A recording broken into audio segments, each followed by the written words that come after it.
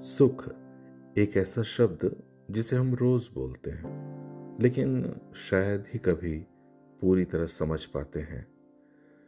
क्या सुख पैसे में है, सुविधा में, या दूसरों से आगे निकल जाने में, या फिर सुख उस पल में है जब इंसान अपने होने को स्वीकार कर ले। आज की ये कहानी हमें यही सवाल देती है। आइए आज सुनते हैं हिंदी कथा साहित्य के बेहद विशिष्ट और ईमानदार कथाकार काशीनाथ सिंह की कहानी सुख। भोला बाबू को नौकरी से वापस आए एक हफ्ता भी नहीं हुआ था कि घटना हो गई। वे कमरे में पड़े अखबार पढ़ रहे थे।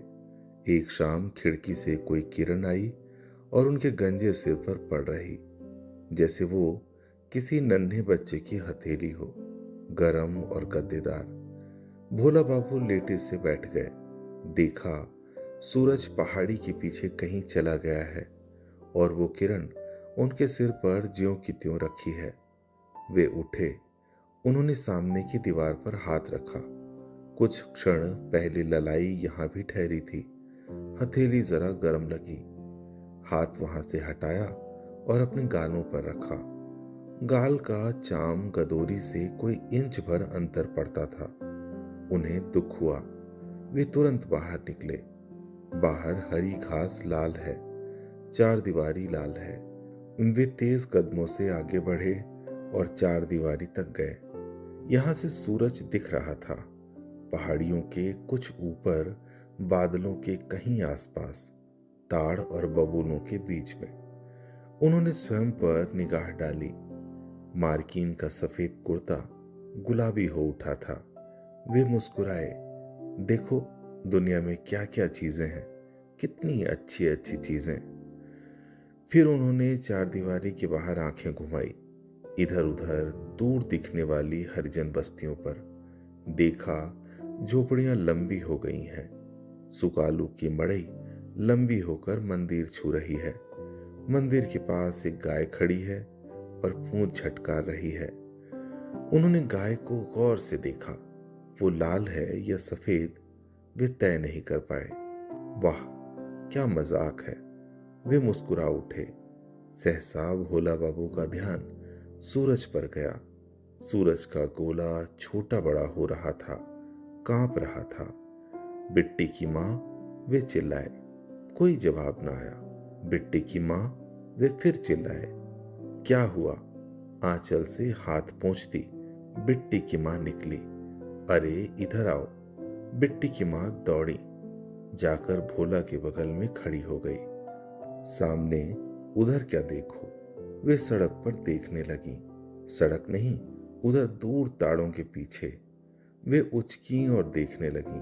फिर भोला बाबू की ओर मुड़ी और खुश हो उठी। कितना अच्छा! भोला बाबू गदगद हो गए।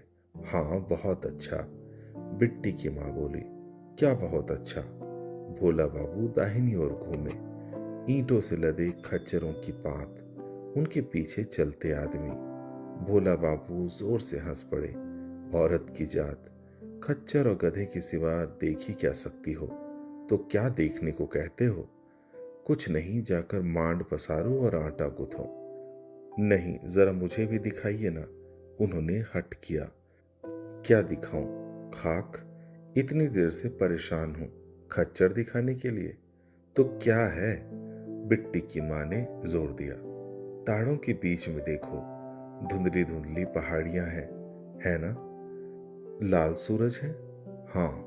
गोलाई पर पतले भूरे बादलों की लकीरें हैं? हाँ हैं। तो देखो, उसे अच्छी तरह देखो। उसे क्या देखना?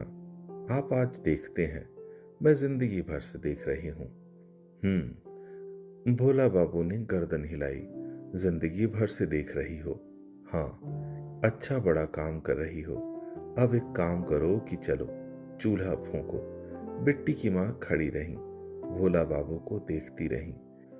मैं कहता हूं जाओ। भोला बाबू चीख उठे। बिट्टी की माँ डर कर चली गई।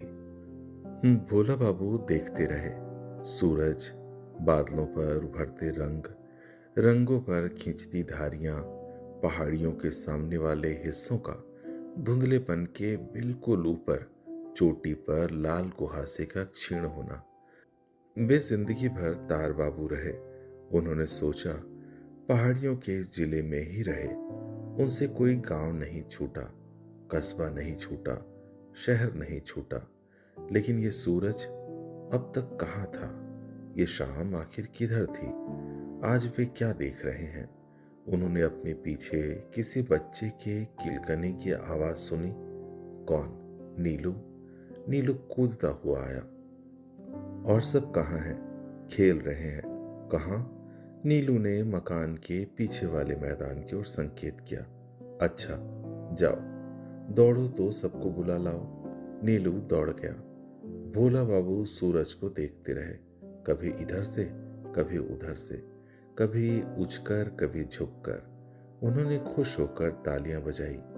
उन्हें लगा गोले का ऊपरी सिरा, जिसके एक किनारे काले बादल की पतली लकीर है, डूब रहा है।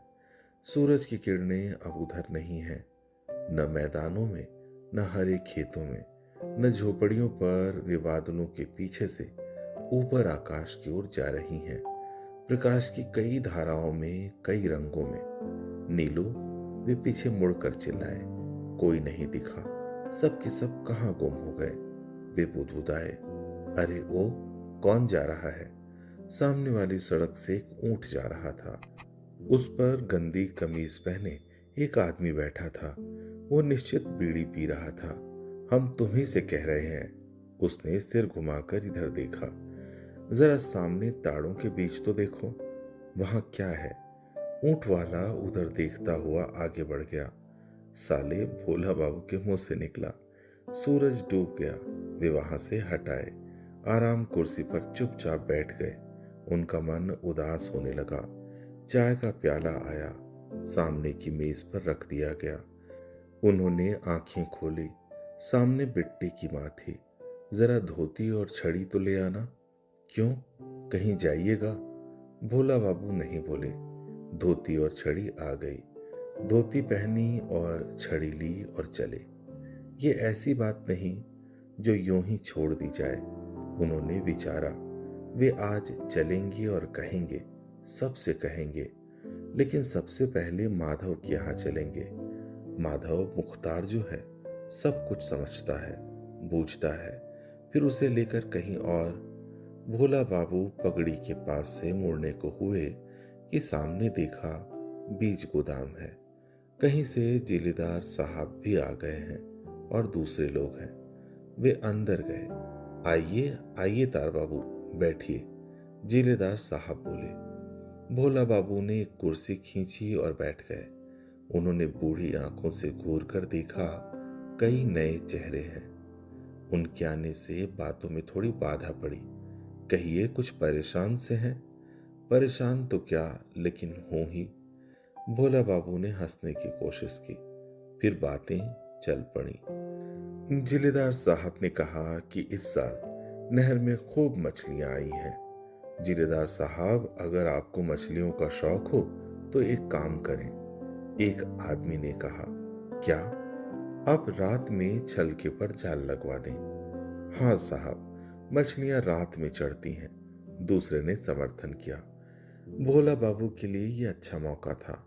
वे थोड़ा आगे उझक आए तो क्यों ना जाल शाम को ही लगवा दिया जाए। हाँ, ऐसा भी कर सकते हैं, जिलेदार साहब ने कहा। और शाम भी कब? भोला बाबू आगे बोले। जब सूरज डूब रहा हो। अरे, शाम वाम से कुछ नहीं होता। मछलियों के चढ़ने के समय आधी रात और भिनसार सबसे अधिक। भोला बाबू फिर कुर्सी के पीठ के सहारे हो रहे। बात हाथ में आकर फिसल गई। इसका उन्हें दुख हुआ। वे चुप हो गए। इतने लोगों के आगे कहना ठीक न होगा। उन्होंने सोचा, अकेले हों तो कहा जाए। वे धैर्य से प्रतीक्षा करने लगे, लेकिन वहां से किसी ने टालने का नाम नहीं लिया। जिलेदार साहब, भोला बाबू ने झल्ला कर कहा। जिलेदार साहब ने सिर घुमाया। आपसे एक जरूरी बात करनी है। मुझसे? जिलेदार साहब गंभीर हो गए। अच्छा, भोला बाबू उठ खड़े हुए। भोला बाबू उन्हें माल गोदाम ले गए, एकांत में। जिलेदार साहब, भोला बाबू बोले, अब आपसे क्या छिपाना, और आप तो खुद ही समझदार हैं। अरे तार बाबू, कैसी बात कर रहे हैं। भोला बाबू क्षण भर के लिए रुक गए, फिर कहा, आप तो रोज शाम को टहलते हैं। हाँ। रात गए लौटते हैं। हाँ। आज आपने सूरज देखा होगा। हाँ, देखा था। भोला बाबू थोड़ी देर तक जिलेदार साहब को ललचाई आंखों से ताकते रहे। उन्हें खामोश पाकर बोले, आज का सूरज ऐसा लाल, ऐसा खूबसूरत कि आपसे क्या कहूं। सारी धरती लाल हो गई थी जिलेदार साहब। आपने देखा था ना। ये कोई नई बात नहीं, ऐसा रोज हो रहा है। भोला बाबू विस्मित हुए। खैर, जिलेदार साहब ने लापरवाही से कहा, क्या बात है, वो कहिए। भोला बाबू चुप हो रहे। उनके उत्साह को कुछ धक्का लगा। उन्होंने सिर झुका लिया और चल पड़े। आखिर बात क्या है, जिलेदार साहब ने पूछा। अब आपको क्या बताएं साहब, उन्होंने धीरे से कहा। वे सीधे बाजार में निकले। बाजार का वो हिस्सा खुला पड़ा है। सड़क पर रोशनी है, परिचित अपरिचित। लेकिन भोला बाबू अपनी राह चले जा रहे हैं। उन्होंने सूरज के बारे में किसी से नहीं कहा, जबकि बहुतों से कहना था। वे दुखी थे, दुखी इस बात के लिए कि जिलेदार के यहाँ बरबस चले गए। जिलेदार को लोग बहुत योग्य और बुद्धिमान कहते थे। वे भी मानने लगे थे, लेकिन आज उसकी पोल खुल गई। अगर उन्होंने सूरज न देखा होता तो एक बात थी, किंतु उन्होंने देखा और मजे में देखा है। फिर भी भोला बाबू इस पर नए सिरे से सोचने के लिए बाध्य थे, और सोचा भी, ये ऐसी बात नहीं जिसे सब समझ लें। इस विचार से उन्हें और पीड़ा होने लगी। लेकिन पढ़ाई से क्या होता है। वास्तव में देखा जाए तो पढ़ाई और समझ दो चीजें हैं, और खास तौर से ऐसी बातों के लिए उम्र और तजुर्बा चाहिए। भोला बाबू माधव वाली गली में मुड़ने को हुए। देखा, हाथ में बाल्टी लिए दूसरी गली से माधव निकल रहे हैं। वहां कुछ अंधेरा था। माधव, उन्होंने पुकारा। बाबू, मैं हूं सोहन। अच्छा, तुम हो। खैर, कोई बात नहीं।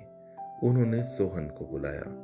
मुख्तार साहब तो दोपहर से ही बाहर है, सोहन ने बताया। कहाँ गए हैं। किसी गांव में, कोई मौका देखने। अच्छा, दोपहर से ही गायब हैं। हाँ, तब फिर उन्होंने सूरज कहाँ से देखा होगा, भोला बाबू ने विचारा। फिर उन्होंने सोहन की उम्र और अनुभव को गौर से देखा। तुम शाम को क्या करते हो, उन्होंने पूछा। छनहर जाता हूँ, खाली मलता हूँ, सानी लगाता हूँ, दूध दोहता हूँ। और सूरज देखते हो या नहीं। सूरज, सोहन ने विस्मय से पूछा। तुमने आज सूरज देखा था। कौन सूरज, सुरजा तेली। नहीं, कोल्हू। बेवकूफ, भोला बाबू खींच उठे। सोहन हंसने लगा। बाबू, मैं गवार आदमी क्या जानूं, किसको पूछते हैं। मैं आसपास के सूरज की बात कर रहा हूं। हाँ बाबू, देखा था। कुछ खास तुम्हें लगा था। मतलब, सोहन ने दीनता प्रकट की। कुछ गोल गोल, कुछ लाल लाल। भोला बाबू ने सोहन की सहायता की। तो तुम्हारा सिर और भैंस पालो, उन्होंने क्रोध में कहा। वे लौट पड़े। इस बार की रही सही आशा भी खत्म हो गई। आखिर लोग क्या होते जा रहे हैं। वे झल्ला उठे। घर आकर उन्होंने फाटक खोला, अंदर गए, छड़ी रखी और बिस्तर पर गिर पड़े। हाय, दुनिया कितनी बदल गई है, उन्होंने बार बार सोचा। कल शाम होगी, वे सभी लोगों को बुलाएंगे और समझाएंगे कि देखो, दुनिया में चूल्हा, योजना, कचहरी, ऊंट और दूध सब कुछ नहीं है। सूरज भी है, पहाड़ियों के ऊपर होता है, ताड़ों के बीच में आता है, फिर कांपता है। और फिर वो क्षण भी आता है जब वो पहाड़ियों के पीछे जाता है और डूबने के पहले एक मुलायम किरण तुम्हारे गंजे सिर पर छोड़ जाता है। अचानक उन्हें याद आया, वे अपना हाथ सिर पर ले गए, टटोला। वो हिस्सा बिल्कुल ठंडा था। उन्हें दुख होने लगा। लेकिन कितने लोग हैं जो कल भी इसे समझ सकेंगे? वे बेचैन होने लगे। आप सुन रहे थे काशीनाथ सिंह की कहानी सुख। काशीनाथ सिंह की ये कहानी हमसे कहती है कि जीवन को दूसरों की नजर से नहीं, अपनी समझ से जीना ही सबसे बड़ा सुख है।